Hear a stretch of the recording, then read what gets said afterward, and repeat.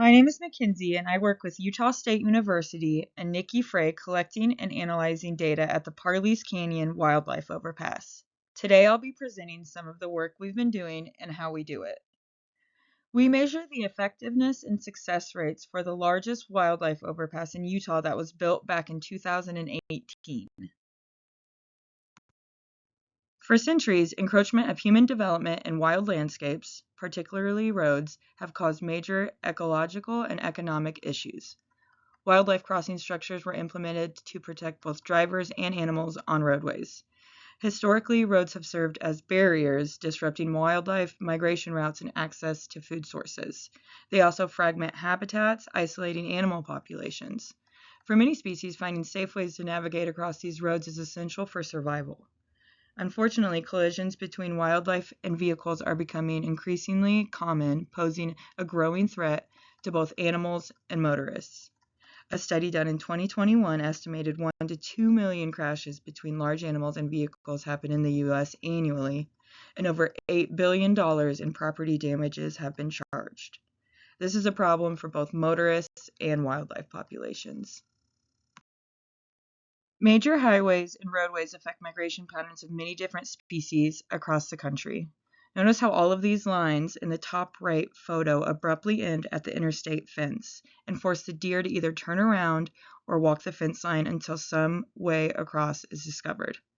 These collisions are most often fatal to the animal, and in 200 cases per year in the U.S., are fatal to the driver. As you can see here, many animals have been impacted. In 5 years in Utah, we have lost an abundant amount of wildlife due to vehicle collisions.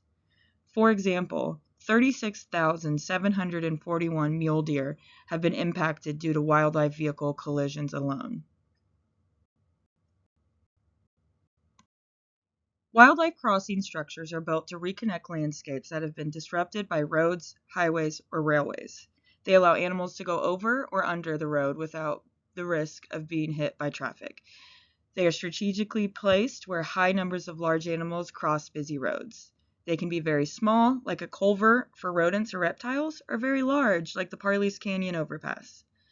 The Utah Department of Transportation built the first wildlife crossing structure over I-15 near Beaver, Utah in 1975, and since then, over 50 more crossings have been built. There are 3 main kinds of wildlife crossing structures, and we will begin going over each of them.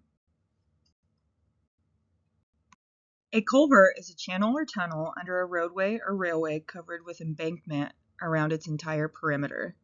These types of underpasses are used by animals like turtles, badgers, raccoons, and prairie dogs.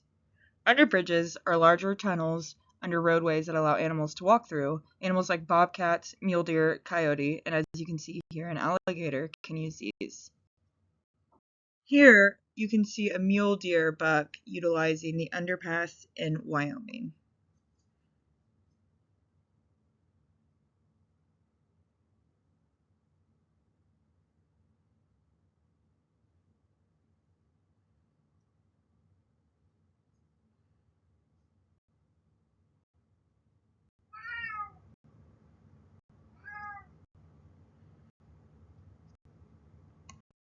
An overpass is a bridge that allows wildlife to travel over roadways or railways.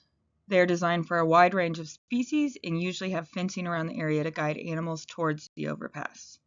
Carnivores and ungulates prefer large open overpasses compared to the underpasses, but overpasses are usually more costly. As you can see, these structures come in all different shapes and sizes. In the top left, a turtle is using a very small culvert. The bottom left is the Parley's Canyon Wildlife Crossing that is 97 meters or around 318 feet long. And the photo to the right is an even larger overpass near Banff, Canada. Can you think of any places you visited that would benefit from a wildlife crossing? The migration path of the pronghorn is a great example of why overpasses are so vital. Each spring and fall, herds of pronghorn migrate over 150 miles across Wyoming in the Upper Green River Valley corridor. Their migration pattern takes them from Grand Teton National Park all the way to the Upper Green River Basin, and these herds have been using this route for over 6,000 years. In 2008, the Pronghorns Migration Path became the first federally designated wildlife migration corridor in the U.S. This corridor passes US 191 near the town of Pinedale, so the Wyoming Department of Transportation and the Wyoming Fish and Game Department collaborated to find a way to protect the herds migrating and roadway traffic. At Trappers Point alone, WYDOT had at one time estimated about $500,000 per year in vehicular and wildlife resource costs due to collisions between vehicles and wildlife. To combat traffic accidents and animal deaths, 6 animal underpasses and 2 overpasses were constructed by Ryman Corporation along the 12-mile length of US 191. The 2 overpasses are concrete arch bridges 40 feet tall and 150 feet wide, connecting landscapes to allow pronghorn herds to travel safely. This project at Trappers Point has reduced vehicle collisions with animals by over 80%, according to WYDOT. This overpass also was awarded the 2012 President's Project of the Year from the Wyoming Engineering Society. There is a live webcam on the overpass that allows anyone to watch wildlife utilize the overpass, bringing awareness to the importance of these projects. This specific project has paved the way of other overpasses to be built, and thousands of pronghorn, moose, and mule deer have been saved because of it. Dr. Nikki Frey focuses her study on the overpass located in Parley's Canyon near Park City, Utah. It was built in December 2018 by the Utah Department of Transportation, along with 1.5 miles of fencing coming off each corner of the crossing that effectively protects 3 miles of highway. The fences act as a funnel to guide wildlife towards the overpass while simultaneously keeping them off the road. The overpass is 320 feet long and 50 feet wide and features large rocks and logs to imitate wildlife's natural habitat. This location was chosen because of the high frequency of wildlife vehicle crashes in the area and migration patterns of the mule deer. Our research more specifically focuses on the success rates of wildlife using the overpass. We analyze if animals use the overpass to cross over I-80, what species use it the most, what time of day and season is most successful, and more. Utah State University has 6 different cameras located in the north, center, and south ends of the overpass. This allows research analysts to watch if an animal successfully crosses the overpass. Our team has been conducting research since April 2020, and we have found some interesting data. We categorize the seasonality as winter, December through February, spring, March through May, summer, June through August, and fall, September through November. Sometimes animals move more in the fall and spring because they are migrating up and down the mountain to find food or avoid snowy weather. Sometimes animals like mule deer move more at dawn and dusk because there are fewer humans and predators. What do you think we might find at Parley's Canyon? Keep your thought in mind or jot it down. At the end of the presentation, you will come up with a question for your own research. To detect movement, we installed 5 motion-triggered cameras, or game cameras, to the sides of the overpass at each end and at the middle to take videos of anything that came by. Just in case they didn't work, we put up 1 photo camera in the middle as backup. They took videos year-round from April 2020 to September 2024.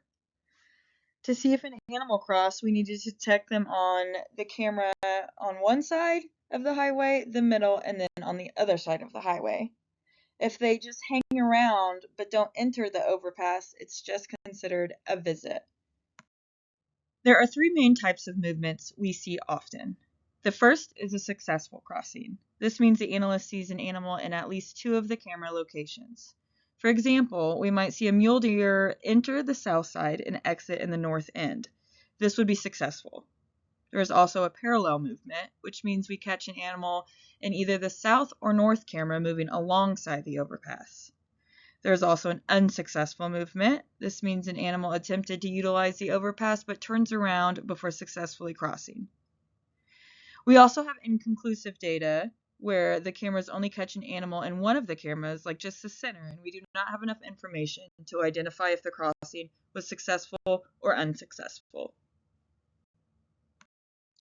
What type of movement do you think this is? This is a parallel movement since the animal did not cross the bridge. Here we see a buck captured by the center camera moving along the overpass. If we caught him exiting on the south end, would this be successful? Yes, it would, since we know that we entered the overpass, continued on, and then exited. What would you want to ask about the overpass? Here are some questions our team has asked and researched. Is there a relationship between successful crossings and the season? Is there a relationship between success rates and the time of day? Do all species of animals use this type of overpass?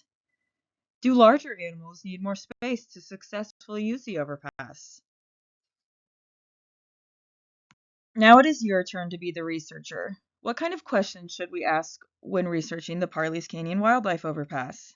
Think of a hypothesis about the time of day, season, species, or something else that can be found by watching the trail camera videos. Conduct research by watching the videos provided and answer your question. Create your own presentation, including the ways you followed the scientific method, how you found your answer, and the data you used. And don't forget to have fun.